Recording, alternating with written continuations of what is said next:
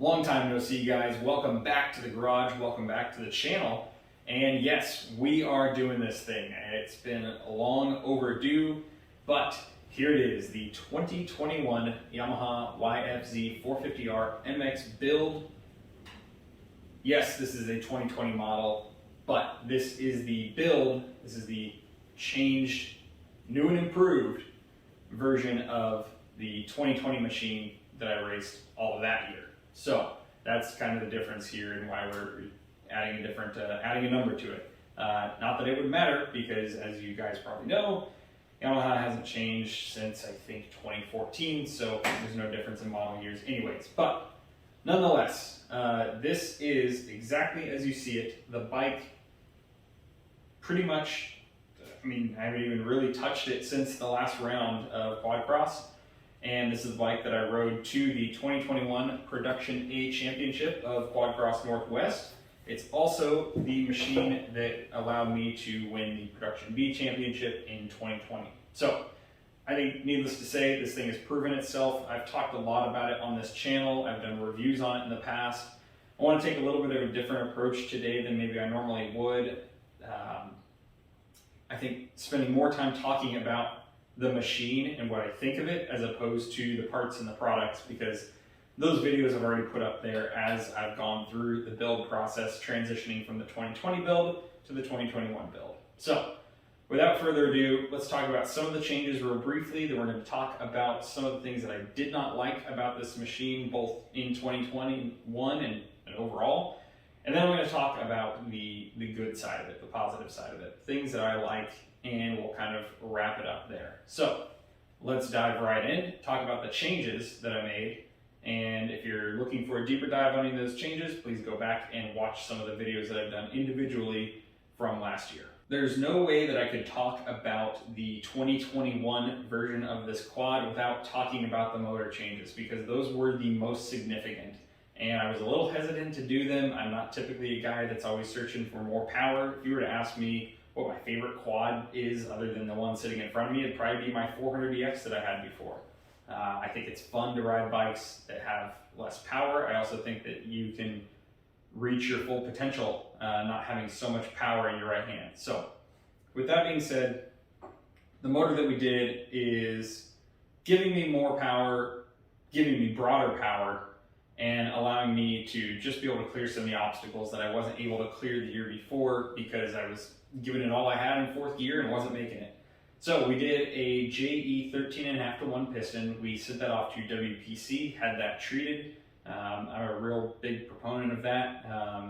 Then we threw that in there, threw on a head which was ported by OCP, took it down to OCP, had it dynoed where we were able to do the ECU tuning on the Vortex, get everything dialed in correctly. We also tested out some different cams and ultimately landed on the 2009 and below YFZ450 carbureted model cam on the intake specifically. We left the exhaust cam alone. And then we threw on an FCI intake, ended up having to bore that thing out a bit, but found some really good power once we got it all kind of situated. You know, essentially the casting on the thing was a little too thick, and so the diameter going into the throttle body was actually smaller than the OEM intake. So once we did that, we had some really good performance out of that and got to where we wanted to be. And also too, with just kind of this whole setup with the exhaust pipe, everything like that, we got really, really good low end power and low end torque, which is something that was really high important to me because I tend to ride in a taller gear. So that's what we did to the motor. We also added a Recluse clutch. We added the auto clutch. So I'm a big fan of that product. I'm going to talk about that a little bit more later on, but that thing really hooked up well and just added to the overall performance package we did to the motor. And then in terms of kind of complementing that, we had to make some gearing changes. So we went from a 14-tooth front sprocket, which is what the machine comes from stock. We went up to a 15-tooth, and so that kind of lengthened out our gearing. Again, that's something we're going to talk about definitely later on here. For protection, really didn't do too much there. I mean, really didn't do too much in general. The machine was pretty good right from the get-go, but we did change it to a Peak Racing skid plate. I was really excited about this product. There's nothing wrong with the TM, but I just kind of liked what they were doing here. I like some of the design features because it's very specific to the YFZ450R. I think they did a great job, and I was really happy with that. And then in the rear, we took off the TM Design chain guide because I had some concerns about that product, and as I've said many times, not specifically because of TM Designs, but because of the stock Yamaha YFZ450R swing arm not really being very well suited to running any sort of chain guide without risking the potential of that thing getting hung up, getting bent, whatever, which would then bind your entire chain up and possibly cause you to have a very, very bad accident.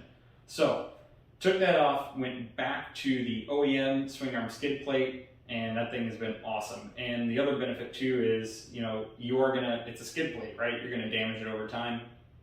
It cracks, it breaks, anything like that. You buy another OEM one from Yamaha. They're cheap, they're easy to install, and you go about your business. Is it as good as a chain guide? Probably not, but it solved the problem and it gave me the peace of mind and comfort that I did not have before.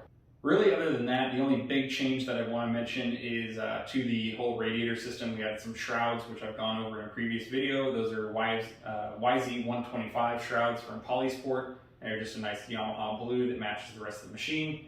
And then we went to a 1.8 radiator cap, which came off of a Kawasaki two-stroke dirt bike. It's an OEM part from Kawi. I don't remember off the top of my head what it is, but I've got a video on that as well. And then when we did that, we were able to remove the overflow bottle for the coolant. So that just opened up a little bit of space down there in the frame, took a little bit of weight off the machine. And also overall, just it's nice to have a cooling system that's less prone to just dumping coolant as it gets hot. So felt really good about that, ran it all year, and it performed flawlessly. And as we transition from some of the changes to some of the things that I didn't like about the machine, it's worth pointing out the products that just outright failed. And there's really only two to mention. I hate to throw companies under the bus. I don't mean to be doing that by any means, but this has been my experience, so it would be sort of, non-transparent for me not to mention what products didn't work.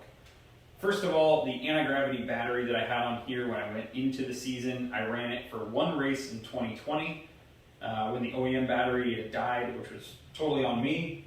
I treated that anti-gravity battery really well, always disconnected it because your vortex will drain your battery, and regularly charged it, kept it on the lithium ion, made sure, keeping up, cold temperatures down here in the garage, the place isn't heated, so, did my best with that battery. It worked loading the quad up, going to the first round of quad cross this year. If I remember right, I think we rode Friday practice and that battery worked. I went to fire it up later that evening. I cleaned the machine off, was getting it all prepped and ready for race day on Saturday. Battery was dead. So I think that either happened Friday evening or Saturday morning. I don't quite remember, but nonetheless, my battery was totally shot. I had to borrow a battery from somebody else. That battery was a little bit weak and barely got me through the weekend, but it did work. As for the anti-gravity, something is wrong with that battery. It will not register any sort of charge on any sort of testing, on a charger, nothing. It's as good as plugging terminals into a rock. I mean, something disconnected, I think, inside the battery. However the battery is constructed, something is completely not allowing electricity to flow through it. So really unfortunate. Those are expensive batteries. I don't know what happened there, but life goes on, and we just went out and bought another battery and got on with it. So I switched to the WPS Firepower lithium-ion battery. There's two options available for the YFZ offered by WPS. I went with the one with the higher cold cranking amps because of the high compression motor, and that was an amazing decision. It really does need just that little bit of extra juice to turn this bike over, and it works awesome. So if you're either trying to achieve a more powerful starting for, let's say, a motor build, or you're doing cold start races or something like that, definitely all day, that's the battery I recommend. And just in general, these WPS batteries seem to be really, really good. So if you're looking for good quality and a pretty reasonable price, that's the way I would go. The other product that failed me, unfortunately, was my Texera linkage. There's a video on that as well. Shout out to Ethan Conley. He had some sort of like prototype linkage that him and his group over there had built. I don't know exactly, what the details are on it. All I know is that it was the 11th hour. We were trying to get this fixed, and it happened to be that this linkage that he had on hand, utilized all the same bearings. It's built for a YFZ450R, and it was the exact dimensions of the Texera. So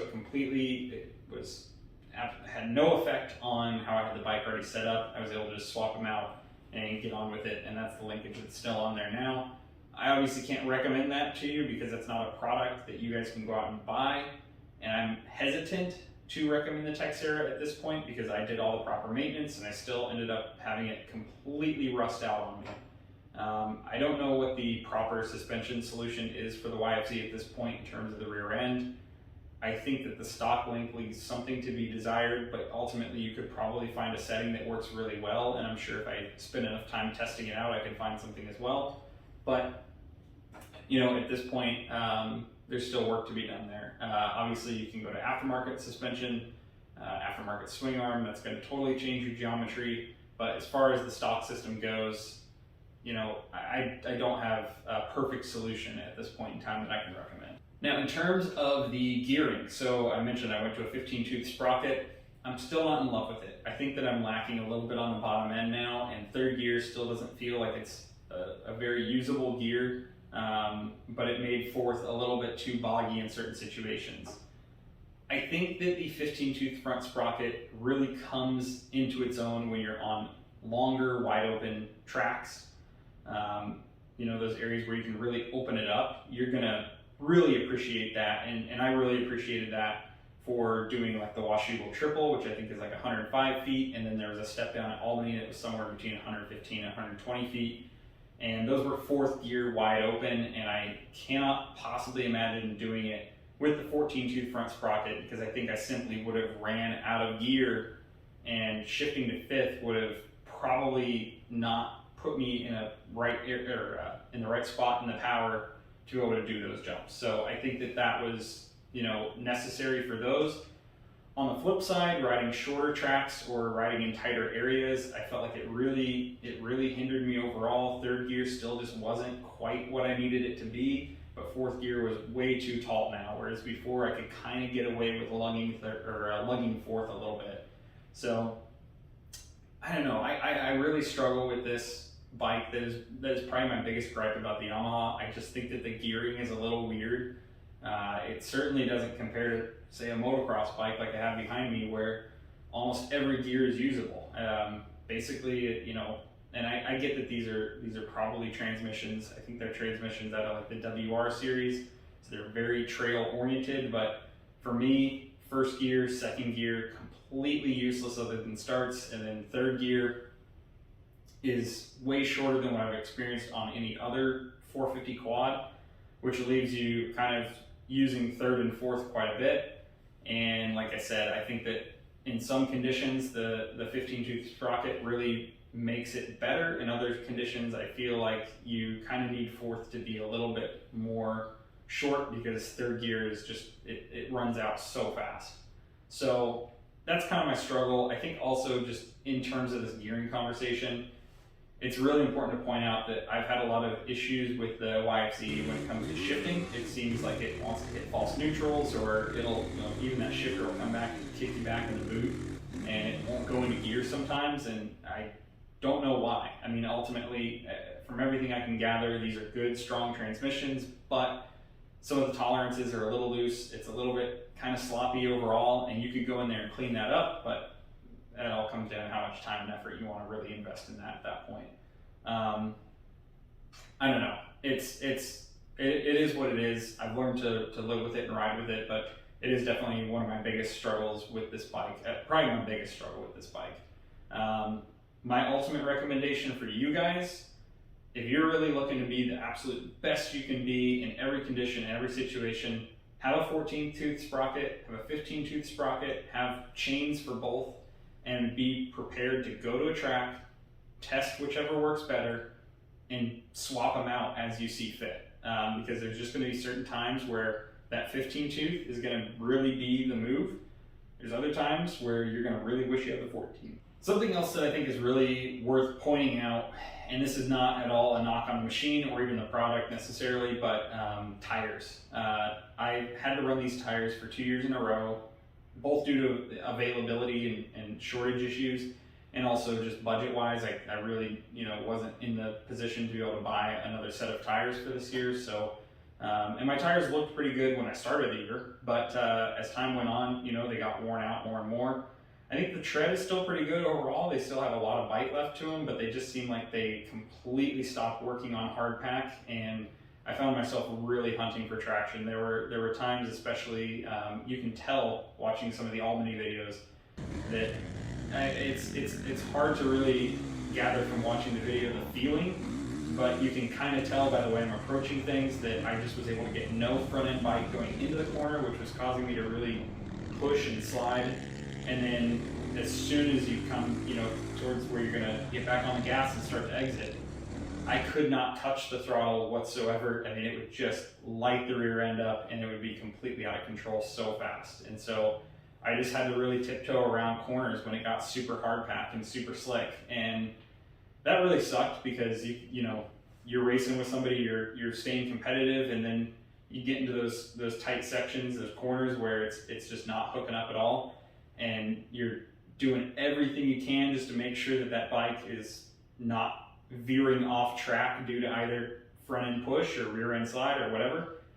And you just watch them kind of walk away from you, and it's like, there's just almost nothing you can do. I mean, I've tried tire pressures, I've tried different things. I think ultimately, the age of the tires getting roasted from, all the starts and the races and everything like that, they were just overused and needed to be replaced. And I also think too that the rear tires in particular, I was only able to get a hold of sort of like an intermediate, like medium compound. If you're going to be racing a lot of hard pack, you should really be looking at getting a soft compound tire that's going to work for that kind of stuff, that's going to be a little bit more tacky and grippy.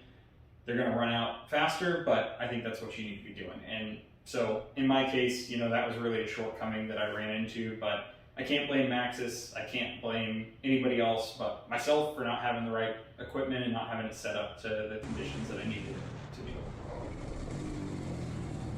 Last thing in sort of the negatives for the Yamaha, I would say, is the suspension. Now, this is a huge asterisk on this. I have raced this bike with stock suspension, completely stock suspension.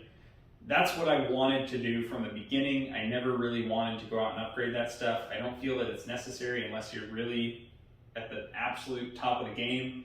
And I think that I was able to prove that, obviously, with the amount of times I was able to be really competitive, to be able to get wins. And there wasn't a single obstacle in any track that we race here in the Northwest where the stock suspension had shortcomings in terms of it soaked everything up. It was always very comfortable. I could jump the biggest jumps and not worry about it. I could attack braking bumps, ruts, you name it. This stuff handled it excellently. Sure, you could probably shave very small amounts of time off your lap here and there by having better stuff, especially in like whoops, for example, where suspension really plays a factor on a quad, because quads aren't really meant to go through whoops. I think that you could improve upon it. But again, if you're an amateur racer, if you're not at that absolute high level where you're pushing the stock suspension to its max, just run this stuff because it works. Now, all that out of the way, it does have a bit of a bottoming issue. I think you could probably stiffen it up through compression and make some adjustments there. I was trying not to sacrifice on all the other comfort that I was getting by not doing that. But really where this thing bottoms isn't necessarily even on jump landings, it's in really like steep transitions, essentially those G-outs, right? So jump faces a lot, dragging the heels on the dirt, just because you come in, you smack that thing into the face, it fully compresses, and you gotta just soak it up. But even then, it wasn't like a harsh impact. And then again, G-outs and whoops. That's where I noticed it a lot, is when you come through those whoops and you got a really steep transition, you hit those and that would totally mess with you. I think though, especially in the whoop situation, you can improve with aftermarket suspension, but sometimes, again, the chassis of a quad is at least for like a supercross style whoop. We're not talking about the dunes, we're not talking about, rough trails or GNCC or any of that, but when a motocross track decides, hey, we want to build a supercross track and put in supercross whoops, everything about a quad just really does not function well with those. And I've seen even the most top riders struggle to kind of approach those obstacles. So stock suspension in those situations, definitely not as good as it could be, as good as you could achieve possibly, but again, this stuff overall is really great, so I can't complain too much. In terms of good stuff, all these changes that we made, the power was incredible. It was so broad, so smooth, so usable, and I felt completely confident with just the way that this machine delivered power and what I was capable of doing with that. That plays a huge role just in your overall performance. I also love this clutch. One negative to this clutch is you're going to have to do a lot more maintenance than you would with a standard clutch. You're going to have to make sure that auto clutch function is working correctly at all times. And for me, that meant a lot of times adjusting it after every single race, just to make sure, hey, we're not getting any drag, we're not getting any slip. I think that unless you're like me and you abuse your clutch like crazy and you're really pushing this thing hard, you're probably not going to have to worry about that as much, but have a couple extra gaskets on hand, be ready to make those clutch adjustments. But overall, man, I love just the whole motor package that was done with this. Really just completely transformed this machine.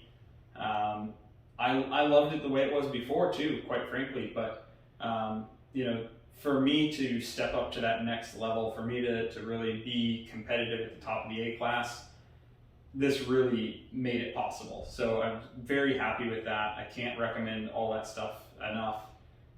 If you're going to be competing, I think if you're not, don't worry about it. I would say this much: I wouldn't do any of this stuff if I wasn't competing. If I was going to go, take this thing out to the dunes all the time, I would go as far as to take all this stuff off and put it back to stock, because stock is that good.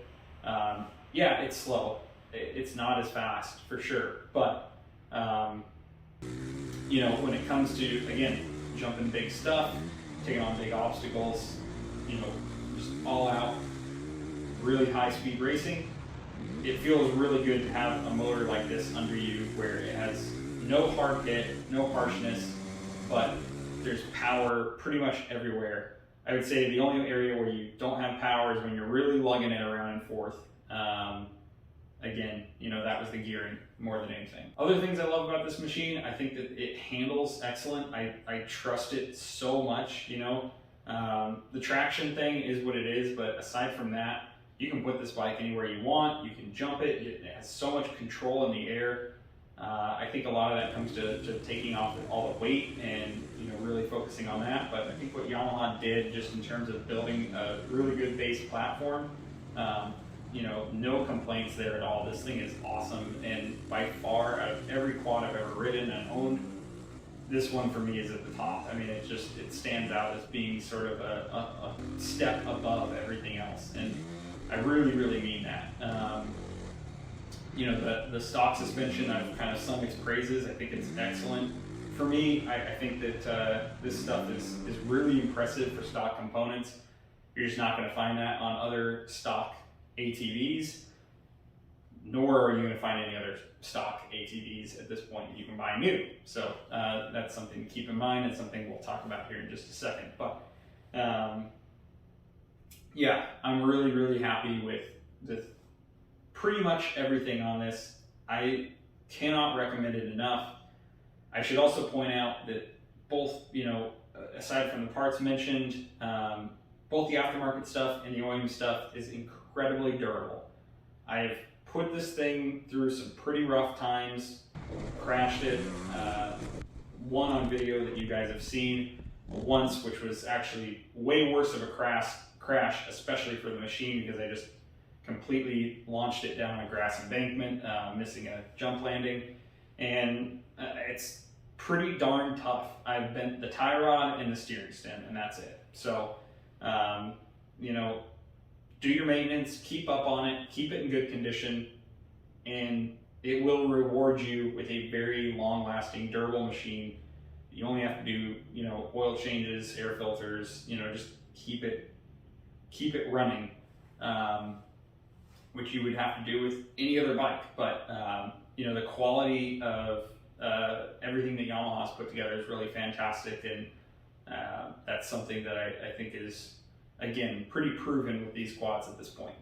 It's hard to conclude this one because, you know, unlike other build videos I've done in the past, again, I've approached this a little differently, and I've talked more about the machine itself. And this video is sort of the culmination of all those previous videos combined and what I think of the overall package.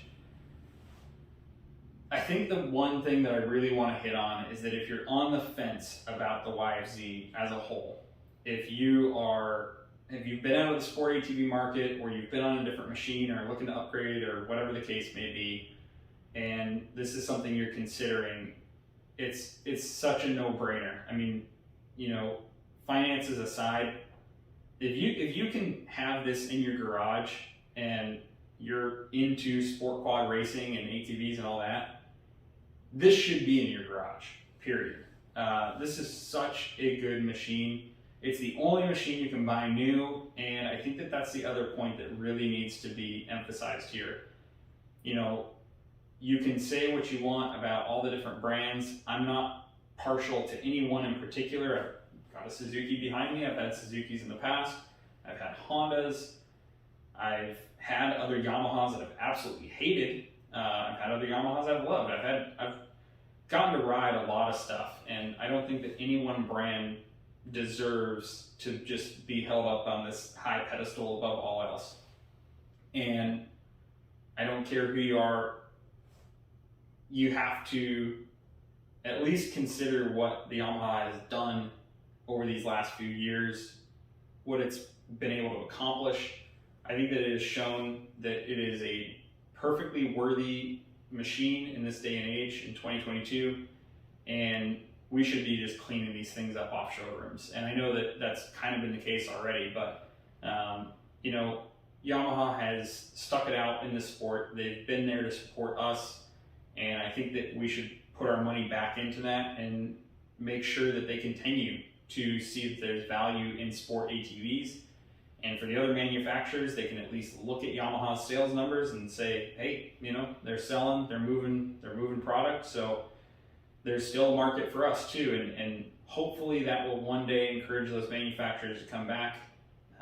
I'm not gonna necessarily get my hopes up, but I would like to see it, and it's certainly not gonna happen if we're not out here buying these YFZs, supporting these machines, supporting the manufacturer that's currently in the sport. So I think that that really needs to be taken into consideration, and it's worth pointing out too, you know, when you buy this thing, like I said, it's durable, parts are cheap, there's tons of aftermarket support. Obviously you can go into your dealership, you can get whatever you need because Yamaha's still making this and all the parts are still available, and that speaks volumes alone.